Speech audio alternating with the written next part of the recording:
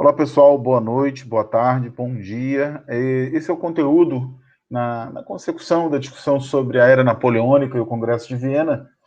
É o terceiro conteúdo, que a gente chama de aula, né? Na disciplina de História Contemporânea, mas a gente tem dividido as aulas em pequenas sessões, por não só o motivo da saturação, da visibilidade de quem está assistindo a aula, mas também para facilitar o acesso, enfim.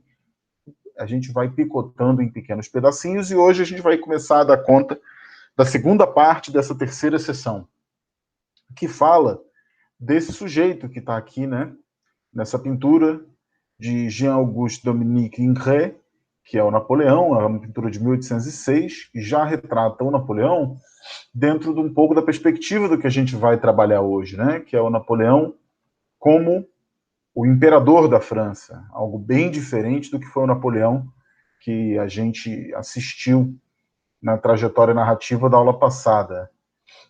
Deixe mudar de tela, vamos nós para os slides e continuar o conteúdo. Vamos lá.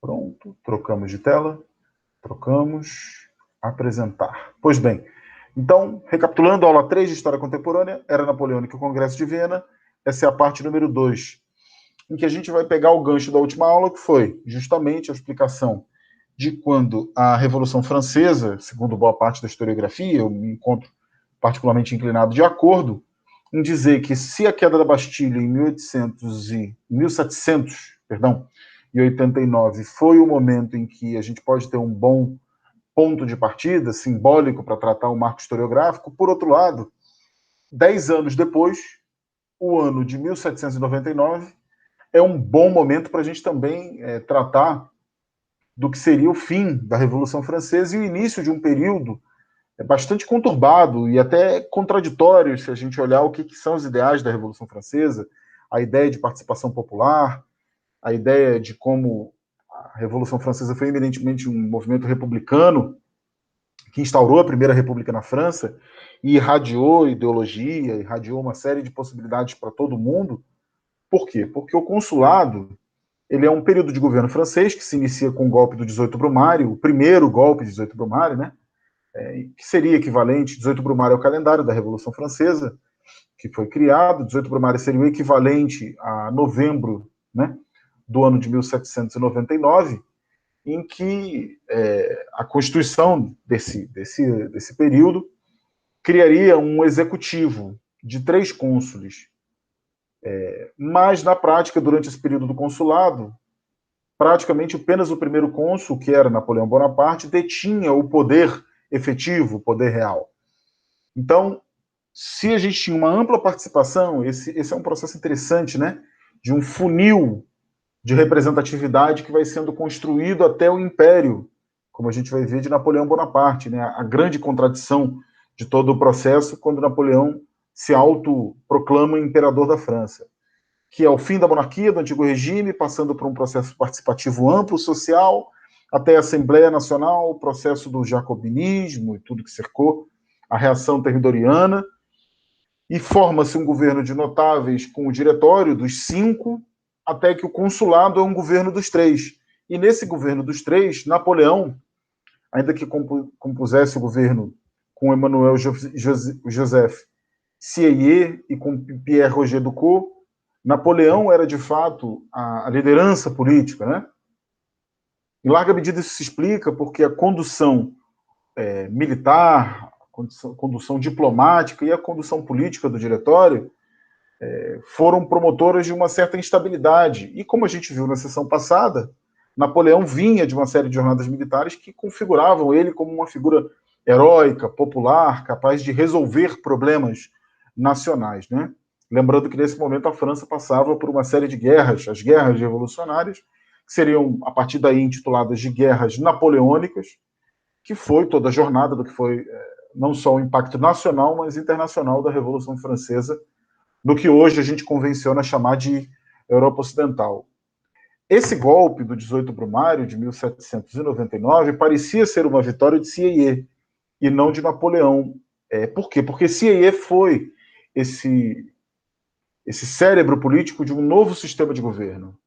E o golpe, no início, parecia ter sido um golpe dele sobre o diretório, criando as condições para colocar esse sistema em vigor.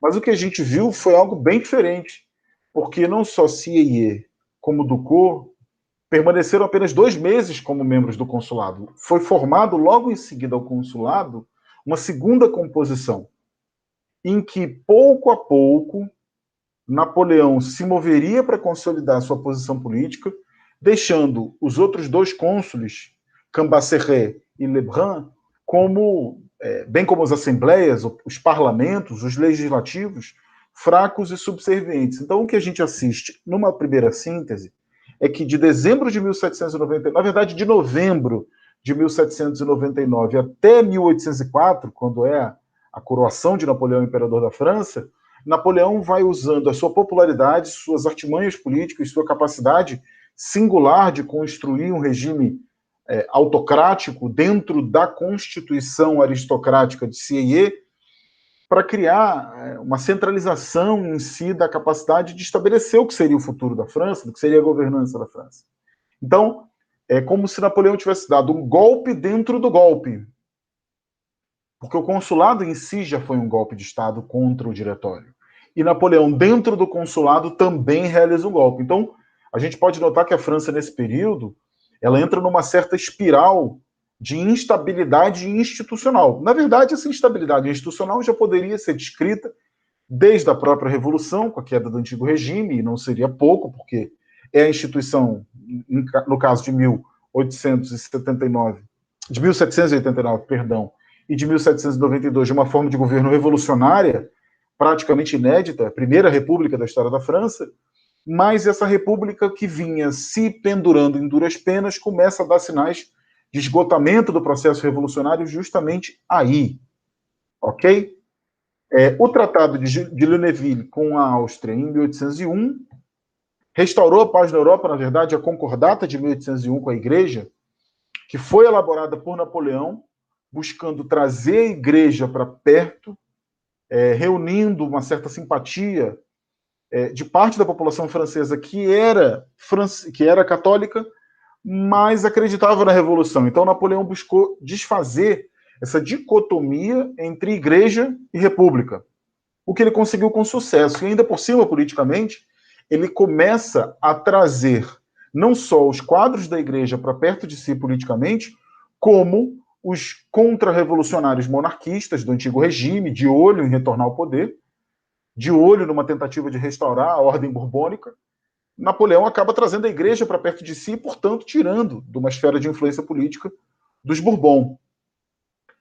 Um outro feito diplomático importante de Napoleão para compreender esse quadro, no qual, pouco a pouco, ele dá um golpe de Estado e tenta construir uma ordem política favorável, estável, evidentemente com seu interesse, foi a Paz de Amiens, em 1802, com o Reino Unido, em que se criou a expectativa, e Napoleão usou essa característica tida como de pacificador, de um diplomata hábil, como uma forma de gerar uma recompensa nacional pela paz, e Napoleão se caracterizar como esse salvador da pátria.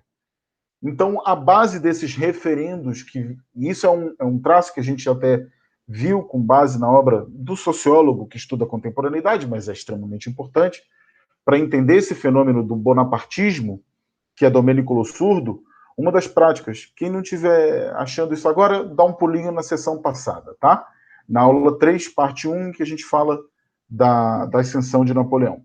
Então, Napoleão usava muito esses referendos como uma forma de construir uma conexão direta com a massa participativa da política e utilizar dessa capacidade de um efeito manada de decisão para referendar literalmente algumas mudanças constitucionais que lhes eram muito favoráveis. Daí, por exemplo, que os históricos políticos da contemporaneidade do século XXI se referiam, por exemplo, a Hugo Chávez na Venezuela ou ao Evo Morales na Bolívia como bonapartistas, porque utilizavam dessa dinâmica de expandir a participação para referendar a decisão centralizada.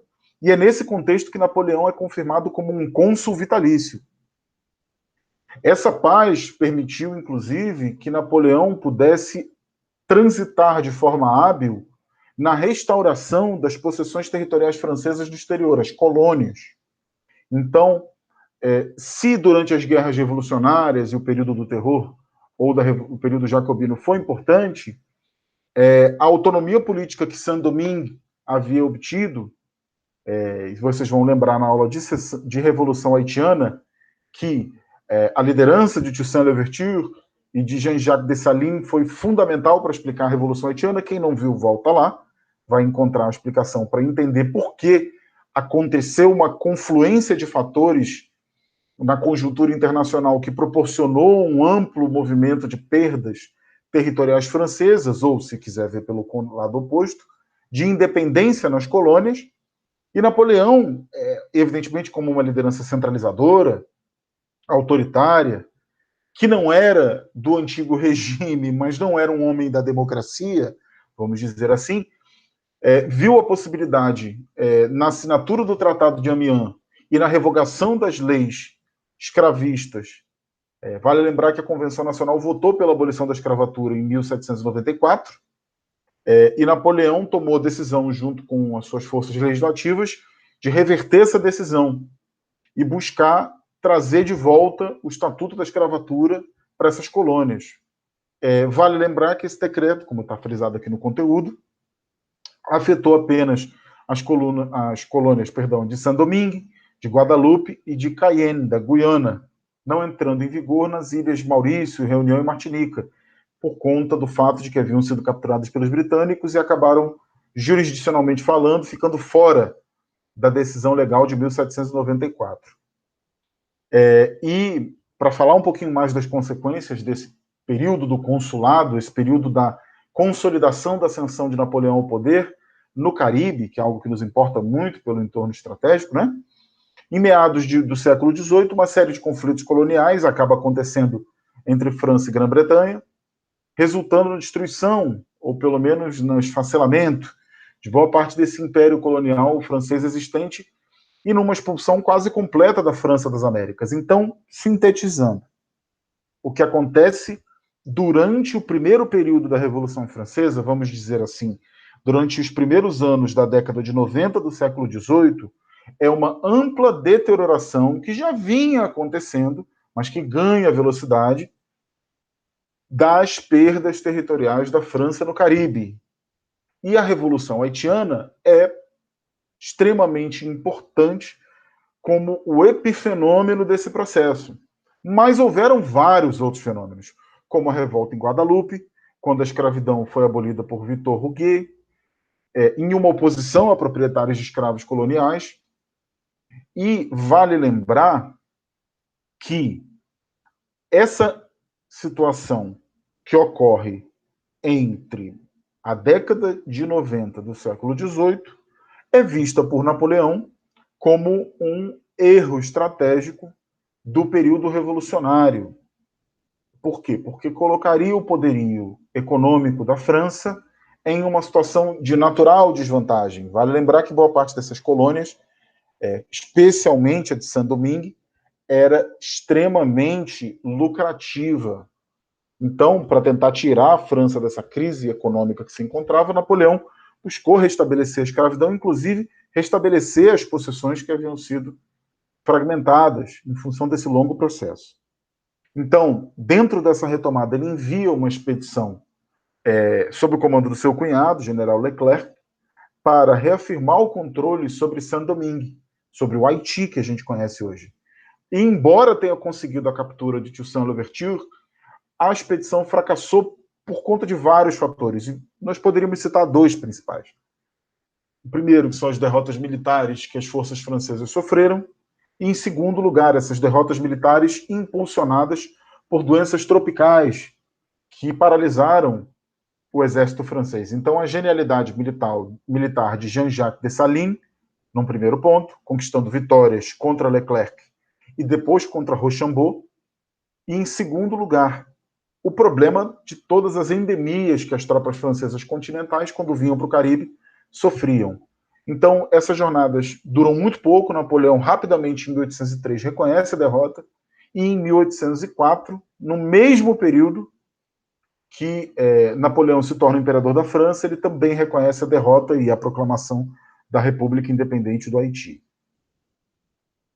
Então, vamos voltar um pouquinho para falar de Napoleão. Queria frisar essas características caribenhas que são importantes, para falar que esse governo de Napoleão, do consulado, era fundamentalmente, e não só do consulado, tá, gente? Eu diria que do consulado e do período em que ele é imperador, do Império Francês.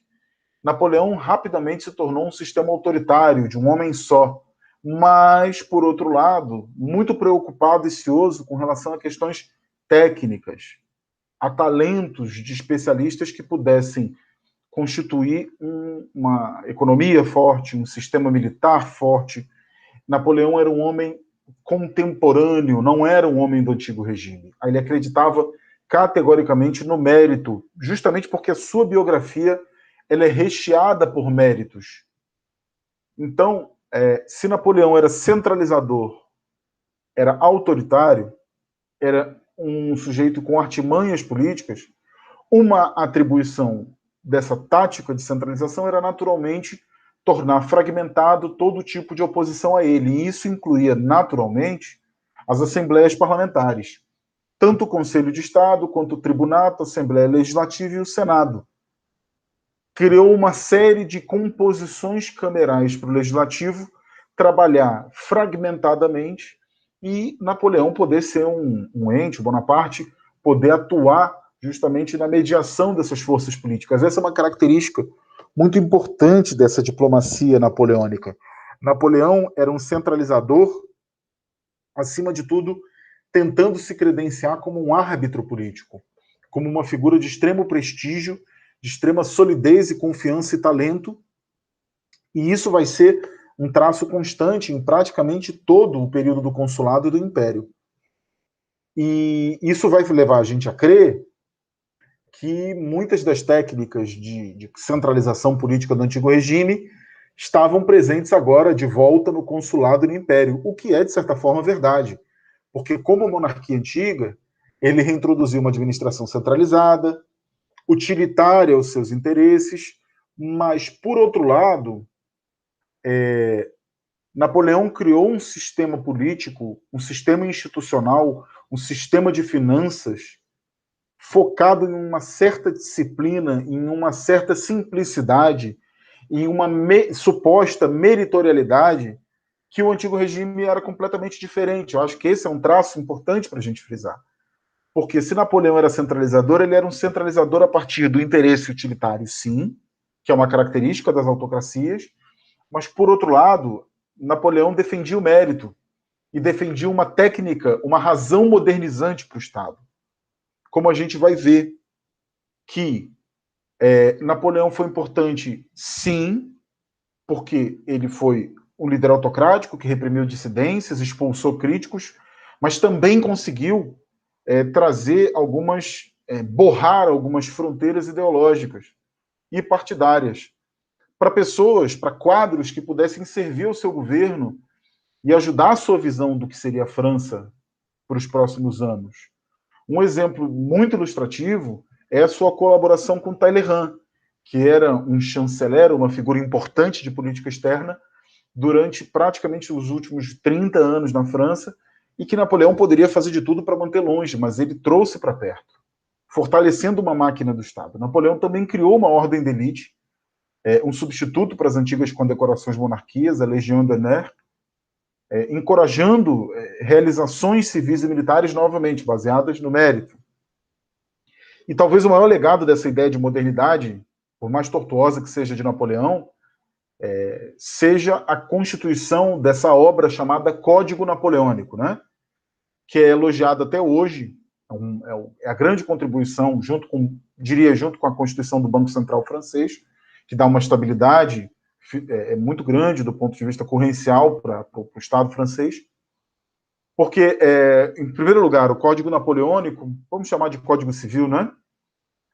Foi elogiado, é elogiado até hoje pela sua objetividade e simplicidade.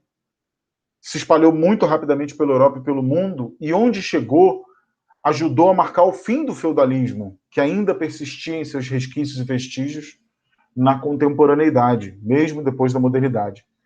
Esse código reconheceu os princípios fundamentais da liberdade civil, da igualdade perante a lei e do caráter secular do escravo. Napoleão decide reformar esse sistema jurídico francês, reconhecendo que havia um entremeado de leis extremamente complexas, extremamente difíceis de se compreender, e o desenvolvimento do Código foi uma mudança muito importante na natureza do sistema jurídico do direito civil, porque enfatizava justamente o aspecto de simplificação, de organização e de, principalmente, nitidez nas leis. Antes do Código, a França não tinha um conjunto homogêneo de leis. A lei consistia principalmente em costumes locais, que eram compilados justamente nessa ideia de costumes, com isenções, privilégios e cartas especiais concedidas por reis. Especificamente, do primeiro consulado, Cambacérès foi extremamente importante como braço direito, elaborando vários rascunhos para o Código Civil. Mas, em alguns momentos, o próprio Napoleão participou ativamente das sessões do Conselho de Estado, que revisaram o Código Civil, e até a sua publicação em 1804, que foi uma revolução jurídica que até hoje é reconhecida, e é um termo que, passados mais de 200 anos, ainda é utilizado e é visto como um legado. Claro que esse Código Civil napoleônico não foi o primeiro, mas foi um dos mais influentes. Foi adotado na marra, na baioneta, em muitos dos países ocupados pelos franceses, formando base por força, mas também por qualidade técnica, é inevitável que se diga isso. É um sistema que sobreviveu 200 anos, formando a base dos sistemas jurídicos na maior parte da Europa Ocidental e chegando, inclusive, a outras regiões, como o Oriente Médio, ou até mesmo as Américas. Aqui no Brasil, o Código Civil tem uma importância tremenda como dorsalidade do direito, né? O desenvolvimento também foi uma mudança importante, substituindo o antigo conflito entre o poder legislativo real, os protestos de juízes que representavam pontos de vista das classes às quais pertenciam. Então a gente vai voltar aqui para tentar caminhar na conclusão desse conteúdo de hoje, para justamente falar como todo esse processo de centralização, todo esse processo de força no qual Napoleão tenta construir em torno de si a nova república, acaba culminando num processo que é difícil de escrever, é extremamente contraditório. Se vocês bugarem com isso, não há nenhum problema, porque Napoleão, que tem essa faceta do mérito, que tem essa faceta da organização política moderna, da organização meritória, da capacidade de conciliação diplomática, também foi o mesmo Napoleão que perverteu completamente as ideias revolucionárias de 1789, quando, em 1804, a Constituição desse ano 12 da Revolução estabelece um primeiro império francês, criando a Casa de Bonaparte. E na Catedral de Notre-Dame, que pegou fogo, vocês devem lembrar, ele recebeu do Senado francês o título de imperador e foi coroado imperador dos franceses. O que é algo razoavelmente diferente do que seria a França do antigo regime, que era uma França monárquica, né? A França, dessa revolução napoleônica, dessa transformação que sofreu com o regime napoleônico, ela passou a ser não mais um reinado, mas um império, o que presumia naturalmente essa ênfase dada Napoleão como um governante do povo e não do regime político pertencente a um território soberano, a república, né? E claro, indicando uma diferença muito marcada do título antigo de rei da França, já que o rei possuía, quase que por direito divino, a França como sua propriedade. Napoleão não via dessa forma. Uma das consequências que a gente também deveria observar, então nós chegamos aqui a uma terceira, porque se a primeira é, sem dúvida, toda a perversão política do ideal revolucionário francês de 1789, com o golpe de 18 Brumário de 1799, esse é um primeiro aspecto importante para se observar sobre Napoleão. Um segundo aspecto importante a se problematizar é a contradição entre autocracia e modernidade, que caracteriza o consulado e o período entre 1804 e 1815, em que Napoleão, durante 10 anos, é imperador da França, com o interstício de 1814, naturalmente, que a gente vai ver em diante. Nós teríamos um terceiro aspecto. Primeiro, retornando e fixando. O primeiro é o da contradição entre os ideais revolucionários, os quais Napoleão serviu como militar e ascendeu politicamente, e o golpe de 18 Brumário, que cria o consulado e depois faz dele imperador. Primeira contradição. Segunda contradição importante, a tensão entre autocracia, entre culto à personalidade, entre heroísmo napoleônico e a modernidade que acaba existindo como uma consequência dessa política do mérito que Napoleão sempre zelou. E agora a terceira contradição, o terceiro aspecto importante, foram as chamadas guerras napoleônicas, que são uma revisão das guerras revolucionárias, vamos tratar assim, que nós podemos dizer foi uma série de conflitos ocorridos entre 1799 e 1815. Em geral, essas jornadas militares, esses episódios, esses capítulos militares, são chamados como guerras das coalizões. Primeira, segunda, terceira, quarta. E essas guerras envolveram praticamente todas as nações europeias, inclusive, em algum momento, se transoceanizando, chegando às Américas, América do Sul, inclusive. Durante as guerras, uma própria ideia de guerra seria mudada radicalmente. A gente já falou, e não cabe aqui porque é uma questão de recorte, mas Napoleão é um personagem fundamental para a história militar contemporânea, estudado até hoje sob mais variados aspectos. E Napoleão, com todo o seu conhecimento, sua genialidade militar, sem dúvida alguma, serviu a um aspecto importante, que foi a transformação na ideia de guerra em si. A primeira campanha das guerras napoleônicas foi a Guerra de Segunda Coalizão, com o Bonaparte ausente no Egito lutando contra os britânicos, mas em seguida, para a gente frisar esse aspecto importante, a Guerra da Terceira Coalizão estourou, juntamente com Grã-Bretanha, sendo juntada pela Rússia, Áustria e Suécia, em que Napoleão conseguiu feitos militares progressivos, ao passo em que, em 1808, Napoleão era uma figura de extremo relevo militar na Europa. Mas é exatamente quando ele chega nesse auge que ele começa a gerar uma série de transtornos, de equívocos, de desordens dentro do próprio sistema europeu que se tornaram, até um determinado ponto, insustentáveis. É difícil dizer por que um líder como Napoleão fracassou. Possivelmente essa é uma tarefa dos historiadores específicos que estudam o período napoleônico e de seus biógrafos. Mas na tentativa de controlar a Península Ibérica, ele forçou abdicações de Carlos IV e Fernando VII na Espanha e concedeu a seu irmão José Bonaparte a coroa espanhola. Na verdade, uma característica importante dessa ordem napoleônica na Europa foi a concessão de vários mecanismos de construção de governos satélites. Vale lembrar que, mesmo com Napoleão tendo tantos sucessos militares, em determinado momento ele começou a sofrer muitos reveses. Então, com um grande número de tropas amarradas, ancoradas na Espanha, ao mesmo tempo, em 1812, Napoleão cai numa espécie de erro militar crasso, que é abrir duas frentes de combate. Então, nessas duas frentes de combate, ele resolve atacar também a Rússia, chegando, inclusive, a tomar Moscou, mas foi forçado a ele recuar devido ao clima. Acabando cercado por todos os lados de exércitos, quando a Quinta Coalizão consegue, em 1814, gerar uma situação de pressão inédita para as forças napoleônicas, ele abdica em 1814. Então nós podemos marcar 1814 como o início de uma crise profunda na história de vida de Napoleão.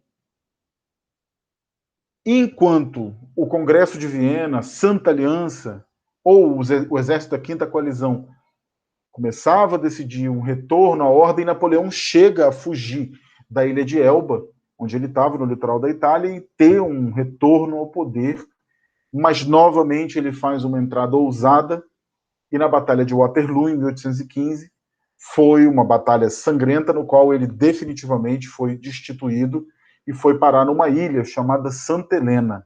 Santa Helena, ao contrário da ilha de Elba, que fica no litoral da Itália, dessa vez tiveram o cuidado de colocar Napoleão em um lugar que ele teria muita dificuldade de sair. Eu vou mostrar para vocês no mapa aqui onde é que fica a ilha de Santa Helena. Olha, é uma ilha simpática, pequena, tá? Muito bonita.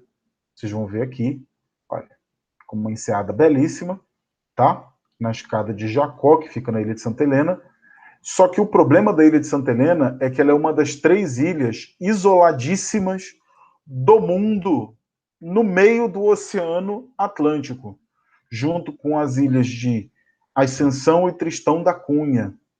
Então, ao contrário da ilha de Elba, que ficava aqui, olha, no mar Mediterrâneo, por aqui, eu não vou lembrar o certo, se não me engano, essa aqui é a ilha de Elba, deixa eu me lembrar, isso, essa aqui é a ilha de Elba, está aqui com o nome num dialeto da região, Isola d'Elba, mas ela fica bem pertinho da Córcega, natal dele, perto de uma região da Itália, onde fica Florença, onde fica Livorno, Città de Vecchia, muito confortável, né, para Napoleão fugir. Dessa vez, jogaram ele no meio do Oceano Atlântico, ficou um pouquinho mais complicado para eles voltar para a França e fazer alguma coisa. E lá Napoleão morre em 1821.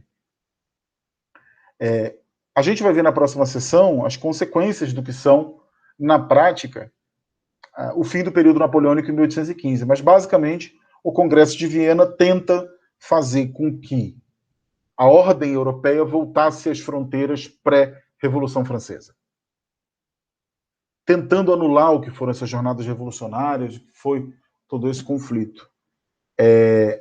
Foram várias as consequências na contemporaneidade do que foram as guerras revolucionárias e as guerras napoleônicas.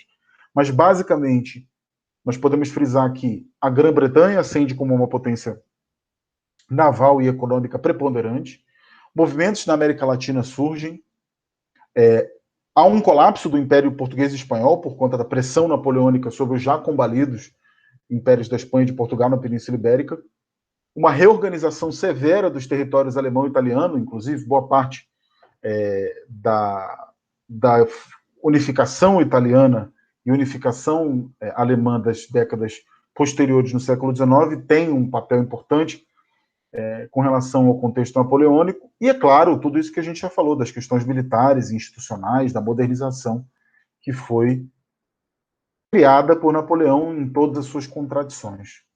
A gente sabe, isso é um papel muito mais para a história do Brasil e Império, ou para a história do Brasil independente, ou para a história da América independente explicar, mas essas guerras de independência hispano-americanas, ou até mesmo a transição luso-americana, foi resultado, em parte, de um já processo de deterioração que o Império Espanhol, o Império Português vinham passando, mas Napoleão deu aquele empurrãozinho amigo, né? Vale lembrar que boa parte da descolonização da América do Sul e América Central ocorre justamente num período quase que consecutivo ao período napoleônico.